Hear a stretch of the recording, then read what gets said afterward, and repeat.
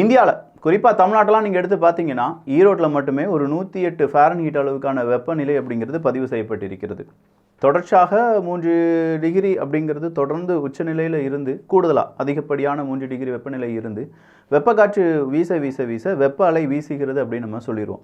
இந்த வெப்ப அலை காரணமாக அடுத்த வரக்கூடிய நாட்களில் இந்தியாவில் நிறைய இடத்துல எலெக்ஷன்லாம் நடக்க போகுது பார்த்தீங்களா. இப்போ தமிழ்நாடு முடிஞ்ச மாதிரி பல மாநிலங்களையும் நடக்கலாம். அந்த நேரத்தில் இந்த மாதிரியான வெப்பநிலை நிலவினால் என்ன செய்ய வேண்டும், வாக்காளர்கள் அவதிப்படாமல் இருக்கிறதுக்கு என்னெல்லாம் செய்யணும், மக்கள் அவதிப்படாமல் இருக்கிறதுக்கு என்னெல்லாம் செய்யணும் அப்படின்னு சொல்லி இந்திய அரசாங்கம் ஒரு பக்கமாக யோசிச்சுட்டு இருக்கும்போது பக்கத்து நாடுகளை நம்ம எடுத்து பார்க்கலாமே. நேராக பாகிஸ்தான் எட்டி பார்த்தா அங்கே கொஞ்சம் ஃப்ளட்டு வர்ற மாதிரியான ஒரு விஷயங்கள் சொல்லப்படுது. நேராக சீனாவை எடுத்து பார்த்தோம்னா அங்கே ஃப்ளட்டு வரவே செஞ்சிருச்சு அப்படின்னு சொல்கிறாங்க. அது முக்கியமான நகரத்துக்குள்ளே ஃப்ளட் அப்படிங்கிறது வந்துருச்சுன்னு சொல்கிறாங்க. இது சாதாரண விஷயமா அப்படின்னு பார்த்தா கிடையாது. இதற்கு 1931 கூட ஒரு கனெக்ஷன் இருக்குது அப்படின்னு சொல்கிறாங்க. 1931 சீனாவில் வந்த அந்த ஃப்ளட் அப்படிங்கிறது தான் சீனாவில் பெரிய ஒரு துயரமாக பார்க்கப்படுகிறது. ஆனால் அந்த துயரத்துக்கு ஒரு 2 வருடங்கள் முன்னாடி சீனாவில் என்ன மாதிரியான ஒரு நிலைமை நிலவியதோ அதே மாதிரியான நிலைமை தான் இந்தியாவில் இல்லாட்டி பல இடங்களிலும் நிலவி வருகிறது. ஸோ எல்லாத்துக்குமே ஒரு கனெக்ஷன், எல்லாமே ரிப்பீட் அப்படின்னு பார்த்தா 1931 2024 2025 நிகழுமா நிகழாமல் இருக்குமா அப்படிங்கிறத நீங்கள் தான் சொல்ல போகிறீங்க. டேட்டாவை நான் சொல்லிடுறேன், ரிசல்ட்டை நீங்கள் சொல்லுங்களேன். அன்பு தமிழ் நெஞ்சங்களுக்கு தமிழ் பொக்கிஷத்தின் வணக்கங்கள்.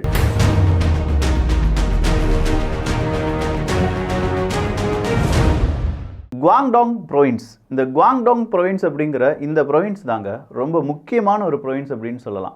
நம்ம ஊரில் மாகாணம் இல்லாட்டி நம்ம ஊர்லலாம் இந்த ஸ்டேட் அப்படிலாம் சொல்கிறோம்னா அதே மாதிரி அங்கே வந்து மாகாணங்கள் அப்படின்னு சொல்லுவாங்கல்ல, அதே மாதிரி தான் இந்த குவாங்டாங் அப்படிங்கிற மாகாணம்.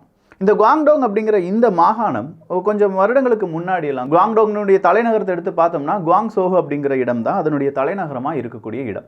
இந்த குவாங்சோஹு அப்படிங்கிற இந்த இடம் சீனாவை பொறுத்த வரைக்கும் அவங்களுடைய வரலாற்றில் 3 முறை சீனாவினுடைய தலைநகரமாக இருந்த இடம் என்பதும் குறிப்பிடத்தக்கது. அவ்வளோ முக்கியமான இடமா அப்படின்னு பார்த்தா இப்போயே தெரிஞ்சிருக்கும். சீனாவினுடைய தலைநகரமாக குவாங்சோஹு அப்படிங்கிற ஒரு இடம் இருந்தது அப்படின்னு சொன்னாலே உங்களுக்கு புரிஞ்சிருச்சு. ஸோ இந்த குவாங்டாங் அப்படிங்கிற இந்த இடத்துல செல்வ செழிப்பு அப்படிங்கிறது ரொம்ப கூடுதலாகவே இருக்கும். அதுவும் அங்கே இருக்கக்கூடிய விவசாய நிலங்களாக இருக்கட்டும், ஃபேக்ட்ரிஸாக இருக்கட்டும், எல்லாமே இந்த குவாங்டாங் அப்படிங்கிற அந்த ப்ரொவின்ஸில் ரொம்ப கூடுதலாக இருந்தது அப்படின்னு சொல்லலாம். இதை முதல்ல காண்டோன் அப்படின்னு சொல்லி தான் அழைச்சிட்டு வந்தாங்க. அதன் பிறகு தான் அதனுடைய பெயர் மாற்றம் பட்டு குவாங்டாங் அப்படின்னு சொல்லி அழைக்கப்படுது. இந்த குவாங்டாங் அப்படிங்கிற இந்த ப்ரொவின்ஸ் எந்த இடங்கள் எந்த நாடுகள் கூட அதனுடைய எல்லையை பகிர்ந்திருக்கிறது அப்படின்னு பார்த்தீங்கன்னா ஹாங்காங் கூடயும் மக்காவோ அப்படின்னு சொல்லுவோம் பார்த்தீங்களா, இந்த 2 இடங்கள் கூடயும் அதனுடைய பார்டரை ஷேர் பண்ணியிருக்கு. 1925 1927 வரையும் 1931 1949 தான் இந்த குவாங்சோகு அப்படிங்கிற இந்த இடம் சீனாவினுடைய தலைநகரமாக இருந்தது. அப்போ சீனாவினுடைய தலைநகரமாக இருந்தது அப்படின்னா அங்கே நிறைய மக்களும் இருப்பாங்களே விக்கி அப்படின்னு கேட்டால் எஸ், கிட்டத்தட்ட 1,40,00,000 பேர் இருக்காங்க இந்த ப்ரொவின்ஸில் மட்டும். அப்போ 1,40,00,000 பேர் இருக்கக்கூடிய இந்த ப்ரொவின்ஸை national central cities 9 national central cities அப்படிங்கிறது சீனாவில் இருக்குங்க. அதில் ஒரு நேஷனல் சென்ட்ரல் சிட்டி தான் இந்த குவாங்டாங் அப்படின்னு சொல்லலாம்.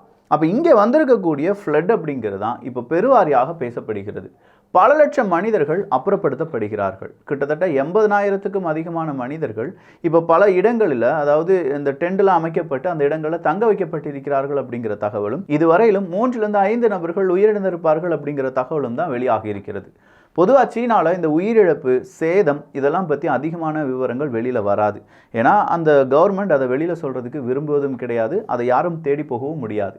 ஆனாலுமே அங்கே இருக்கக்கூடிய நிலவரங்கள், ஃபோட்டோக்கள் அப்படிங்கிறது அவங்களுடைய சோஷியல் மீடியாவான வேவியோ போன்ற தளங்களிலிருந்து வெளியாகி வருகிறது. அப்போ இந்த குவாங்டாங் அப்படிங்கிற இந்த இடத்துல ஏற்பட்டிருக்கக்கூடிய ஃப்ளட்டு காரணமாக சீனாவுக்கு ஒரு பெரிய அச்சுறுத்தல் அப்படிங்கிறது உருவாகி இருக்கு. இன்னும் இந்த குவாங்டாங் அப்படிங்கிறதுல அடுத்ததாக மழை சீசன் அப்படிங்கிறது ஆரம்பிக்கவே இல்லை. ஆரம்பிக்கிறதுக்கு முன்னாடியே இந்த அளவுக்கு மழை பொழிந்து 100 வருடங்கள் இல்லாத அந்த ஒரு மழை வெள்ளத்தை இப்போது அந்த சிட்டி கண்டிருக்கிறது அப்படிங்கிறது தான். சரி, சில இடங்களில் ஃப்ளட் அப்படிங்கிறது வரும்போது பல இடங்களிலும் மிகப்பெரிய வறட்சி அப்படிங்கிறது இருக்கே. இந்த வறட்சி வந்த கொஞ்சம் நாட்களே வரக்கூடிய ஃப்ளட் அப்படிங்கிறது தான் ரொம்ப டேஞ்சரான ஃப்ளட் அப்படின்னு சொல்லுவாங்க. நம்ம இந்த தூத்துக்குடி, திருநெல்வேலி பாகத்தெல்லாம் நம்ம எடுத்து பார்த்தோம்னா திடீர்னு ஒரு மழை பொழிகிறது. அந்த மழை பொழிதல் அப்படிங்கிறது அந்த வெள்ள நீர் கீழே போகாமல் இருந்துருச்சு, மண்ணுக்கடியிலேயே போகல, ரொம்ப நாள் கட்டியே கிடந்துச்சு அப்படின்னு சொல்லலாம். எங்கள் ஊர்லாம் எடுத்து பார்த்தீங்கன்னா ஒரு பல மாதங்களாக கெட்டி கிடந்தது அப்படின்னு சொல்லலாம். இப்போதும் கெட்டி கிடக்கக்கூடிய இடங்கள் அப்படிங்கிறது இருக்கின்றன. அது எப்படி சாத்தியம் அப்படிங்கிறது தான் 1931 நம்ம படிக்க வேண்டிய லெசன். இந்த லெசனை யார் கரெக்டாக படிச்சிருக்காங்க அப்படின்னு பார்த்தீங்கன்னா சீனா படிச்சிருக்காங்க. ஆனால் இந்தியாவினுடைய அரசாங்கம் அதை சரியாக இன்னும் படிக்கவில்லை அப்படிங்கிறது தான் கடைசியாக நான் சொல்லக்கூடிய ஒரு செய்தி. அது செய்தி கிடையாது, நமக்கான எச்சரிக்கை. அது அடுத்த பாகத்தில் வரப்போகுது. இந்தியாவில் வரக்கூடிய அந்த வறட்சியும் அதே நேரத்தில் வரக்கூடிய மிகப்பெரிய ஒரு ஃப்ளட்டும் இந்தியாவால் தாங்க முடியுமா அப்படிங்கிறத பற்றி டீட்டெயில்டான ஸ்டடி நடத்தி நிறைய பேர் அதை ரிசர்ச்சாக செஞ்சு வெளியிட்டிருக்கிறார்கள். அந்த ஆர்டிக்கிள் உங்கள் முன்னாடி அடுத்த பதிவாக வரும். அப்போ இப்போ நம்ம தெரிந்து கொள்ள வேண்டியது 1931 சீனாவில் ஏற்பட்ட அந்த பேரிடர் என்பது தான். இது எங்கே ஏற்பட்டிருக்கிறது அப்படின்னு பார்த்தீங்கன்னா அதற்கும் 2020க்கெலாம் கனெக்ஷன் இருக்குது. உஹான் அப்படிங்கிற மாகாணம் இருக்குது பார்த்தீங்களா, கொரோனா வைரஸ் வந்த இடம். அதே இடத்துல தான் இந்த மாதிரியான ஃப்ளட் 1931 ஏற்பட்ட ஃப்ளட் அப்படிங்கிறதும் இருந்துச்சு. 1928 1930 வரை சீனாவை நம்ம எடுத்து பார்த்தோம்னா இந்த உஹான் மாகாணத்தில் நீங்கள் எடுத்து பார்த்தீங்கன்னா அந்த அளவுக்கு வறட்சி, கடுமையான வறட்சி, எல்லா இடங்களும் சும்மா பிளந்து இருக்கும். அந்த அளவுக்கு வெயில் வாட்டி வதச்சிருச்சு. அந்த அளவுக்கு வெயில் வாட்டி வதச்ச உடனே அங்கே இருக்கக்கூடிய மண்ணெல்லாம் என்ன ஆயிடுச்சுன்னா நீர்த்தன்மையற்று ரொம்ப கட்டியாக மாறிடுச்சு. இப்படி கட்டியாக மாறின அந்த மண் திடீர்னு மழை வந்தால் அதை உட்கிரகிக்குமா என்று கேட்டால் அந்த இடத்துல தான் பிரச்சனை ஆரம்பிக்குது. இந்த மாதிரி ரொம்ப பெரிய அளவில் வறட்சியில் வந்த ஒரு பெரிய மழை பூமியுடன் உடனடியாக அக்செப்ட் பண்ணாத நிலைமை வரும்போது அது அப்படியே தேங்கி நிற்கும் அப்படின்னு சொல்கிறாங்க. ஸோ கடுமையான வறட்சிக்கு பிறகு வரக்கூடிய மழை காரணமாக அதுவும் பெருமழை வந்தது என்றால் அங்கே ஃப்ளட் அப்படிங்கிறது உறுதி. அப்போ இப்போ நமக்கு வெப்ப அலை வீசுகிறதே விக்கி, கடுமையான வறட்சி நிறைய இடத்துல வரப்போகுதே, பிளந்து நிற்க போகுதே அப்படின்னா இந்த நவம்பர் டிசம்பரில் பெரிய அளவில் ஃப்ளட்டு வந்துருச்சுன்னா என்ன நடக்கும்? பல இடங்களில் ஃப்ளட் அப்படிங்கிறது வருதே. இயற்கை நமக்கு இப்போதே எச்சரிக்கை கொடுத்து வருகிறதே. நம்முடைய அரசாங்கம் சரியாக வேலை செய்தது என்றால் நிச்சயமாக இதிலிருந்துலாம் நம்ம தப்பிக்க முடியும். அதற்கு இந்த வரலாறுகளையும் டேட்டாவையும் கொஞ்சம் ஸ்டடி பண்ணாலே போதும். அப்போ கடுமையான வறட்சிக்கு பிறகு ஒரு மழை வந்து விட்டது. அந்த மண் மழை நீரை அக்செப்ட் பண்ண முடியாத ஒரு நிலைமையில் இருக்குது. அவ்வளோ கட்டி ஆயிடுச்சு, மழை நீர் தேங்க ஆரம்பிக்கும். ஆனால் அதே நேரத்தில் இன்னொரு விஷயமும் இருக்குது. இந்த மண் இருக்குது பார்த்தீங்களா, மண்ணில் பிளந்துலாம் இருக்கும்போது அதுக்குள்ளே காற்று அப்படிங்கிறது இருக்கும் பார்த்தீங்களா. அடங்காத மழை வந்து, அதாவது தீவிரமான ஒரு மழை வந்து அந்த இடங்களை நிரப்பும் போது பூமிக்கு கீழே இருக்கக்கூடிய காற்று என்ன செய்யும்னா மேலே வர ட்ரை பண்ணும். ஆனால் மேலே வர ட்ரை பண்ணும்போது அந்த மழை தண்ணீர் அந்த காற்றை பூமிக்குள்ளேயே நிப்பாட்டிடும். அப்படி நிப்பாட்டுற அந்த காற்றின் காரணமாகவும் மழை நீர் அப்படிங்கிறது எங்கே போகாது, பூமிக்குள்ளே போகாது. ஏன்னா அந்த கீழே இருந்து காற்று மேலே நோக்கி வருது, மேலே இருக்கக்கூடிய தண்ணீர் கீழ் நோக்கி போகிறதுக்கான அந்த முயற்சியை செய்கிறது. இதில் யார் வெற்றி பெற போகிறார்கள் அப்படிங்கிற போட்டி அந்த காற்றுக்கும் அந்த தண்ணிக்கும் இடையே நடப்பதால் அந்த தண்ணீர் போதுமான வரையும் அப்படியே எங்கே இருக்கும், பூமிக்கு மேலேயே இருந்துட்டு இருக்கும். இப்படி இருக்கிற இந்த காலகட்டத்தில் தான் பெரிய அளவில் பயிர்கள் அப்படிங்கிறது நாசமாகும் அப்படின்னு சொல்கிறாங்க. அப்போ பூமிக்குள்ளேயும் தண்ணீர் போகாது, அதே நேரத்தில் சமதளங்களாக இருக்கக்கூடிய எல்லா இடங்களிலும் இந்த தண்ணீர் நிரம்பி விடும். அப்போ சமதளங்களாக இருக்கக்கூடிய திருநெல்வேலி தூத்துக்குடியெலாம் நீங்கள் எடுத்து பார்த்தீங்கன்னா பெரிய அளவில் நமக்கு என்ன இருக்காது, மழை குன்றுகள், பெரிய பாறைகள் அப்படிங்கிறதெல்லாம் பார்க்கவே முடியாது. அதெல்லாம் சமதளமாக இருக்கக்கூடிய ஏரியாக்கள். அதனால தான் அதிகமாக அங்கே தண்ணீர் அப்படிங்கிற எல்லா இடங்களிலுமே பறந்து விரிந்து இருந்தது அப்படின்னு சொல்லலாம். சரி, ஒரு கட்டத்துக்கு மேலே இப்போ என்ன ஆகும் அப்படின்னு கேட்டிங்கன்னா பயிர்கள் எல்லாமே நாசமாக தொடங்கும். 1931 நான் சொன்ன அந்த ஃப்ளட்டு, அந்த உஹானில் வந்த அந்த ஃப்ளட்டு காரணமாக சீனாவில் 20% அவங்களுடைய விவசாய பூமி இருக்குது பார்த்தீங்களா, அதில் 20% மழை நீரால் நாசமாகி போகின. அப்படி நாசமாகி போனதுனால அடுத்ததாக அங்கே இருக்கக்கூடிய விவசாயிகள் என்ன செஞ்சாங்க, வேறு வழியே இல்லாமல் நிறைய விவசாய பொருட்களை இழந்துட்டோம் அப்படிங்கிற அந்த கதறல் மட்டும்தான் இருந்ததே தவிர அரசாங்கத்துக்கும் என்ன செய்ய முடியலை, அவங்களுக்கு போதுமான அளவுக்கு நிவாரணம் அப்படிங்கிறத கொடுக்க முடியலை. நிவாரணம் கிடைக்காத விவசாயிகளால் அடுத்த முறை விவசாயம் செய்ய முடிந்ததா அப்படின்னு பார்த்தா இல்லை. இது ஒரு சைக்கிள் ரியாக்ஷனாக மாறி அடுத்த 5 வருடங்களுக்கு சீனாவில் பெரிய அளவில் பசி பட்டினி பஞ்சம் அப்படிங்கிறது வர ஆரம்பிச்சிருச்சு.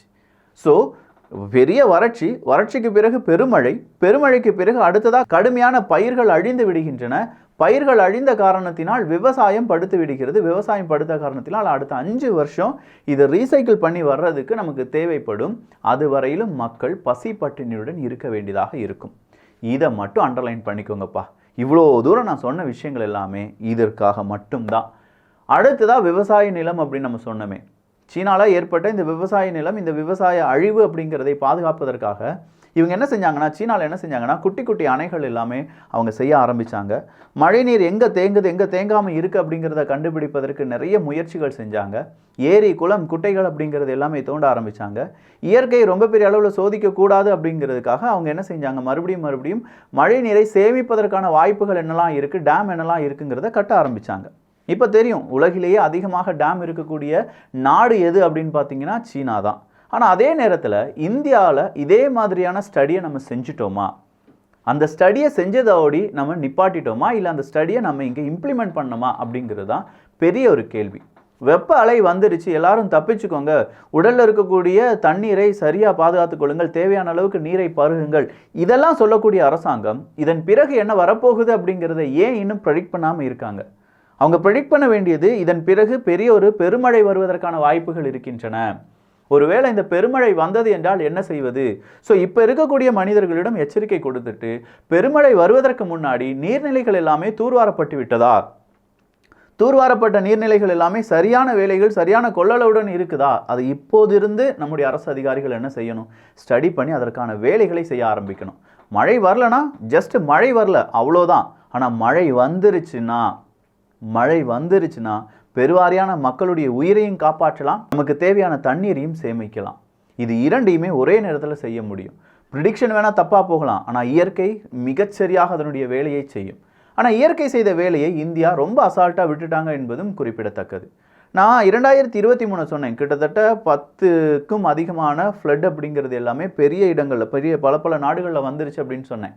அப்படி வந்துருச்சு அப்படின்னு சொன்னதோடு 2023 எல்லாம் சரியாயிருச்சு அப்படிங்கிறது கிடையாது இங்கே அர்த்தம். கடைசியாக நம்ம இன்னொரு ஃப்ளட்டை பார்த்தோம், துபாயில் அரபுலக நாடுகளில் ஏற்பட்ட ஃப்ளட் அப்படிங்கிறத பார்த்தோம். அரபுலக நாடுகள் அடுத்த 5 வருடங்களில் நமக்கு ஃப்ளட் வந்துச்சுன்னா என்ன செஞ்சுருவோம், என்ன செய்யணும், எப்படி வாய்க்கால் வெட்டணும் அப்படிங்கிறதெல்லாம் அவங்க ஸ்டடி பண்ணி அவங்க காசை கொண்டு வந்து எல்லாமே செஞ்சுருவாங்க. ஆனால் இந்தியா போன்ற நாடுகளில் ஊழல், பிரிச்சாளிகள், அரசியல், அதற்கு பின்னாடி இருக்கக்கூடிய ஜாதி அரசியல், மத அரசியல் அப்படிங்கிற அரசியலின் போர்வையில் நமக்கு நடக்க வேண்டிய நன்மைகள் எதுவுமே நடக்காமல் போகிறது தான் பெரும் பிரச்சனை. இதை எப்படி இவ்வளோ ஆணித்தனமாக சொல்கிற விக்கி அப்படின்னு கேட்டால், அதற்கு தான் நான் சொன்னேன் அடுத்த பதிவில் சில டாபிக்ஸை பேச போகிறோம். அதுக்கு முன்னாடியான சில டேட்டாக்களை மட்டும் நான் சொல்லிடுறேன்.